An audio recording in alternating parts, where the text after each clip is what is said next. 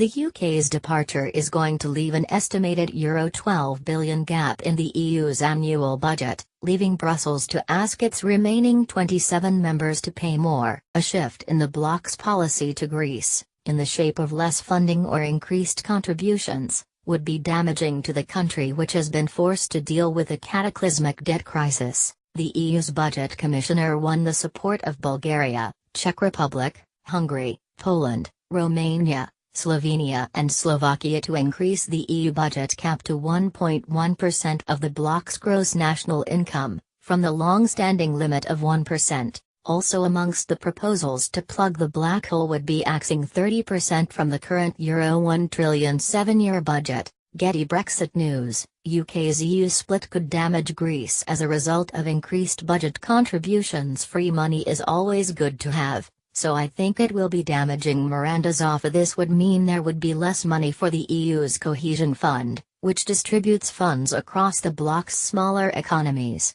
A cut in the budget would mean only Eastern European countries plus Cyprus, Greece and Portugal would continue to benefit from the funds. Speaking to Express.co.uk on the fringes of the European Conservative and Reformist Group's economic conference, Dr. Zaffa admit the budgetary gap left by Brexit could have negative consequences on Greece. She said, "I think the EU is exploring various ways to make up for the hole that Brexit will leave behind. On the impact on Greece," Dr. Zaffa added, "if the hole cannot be made up, then even Greece will have to raise its contributions or reduce its revenues from the US structural funds. It comes from the same thing. Free money is always good to have, so I think it will be damaging. Debt relief talks are set to continue between Greece and the rest of Europe, with the country's finance minister Euclid Tsakalotos due to travel to Berlin for talks with German counterpart Olaf Scholz.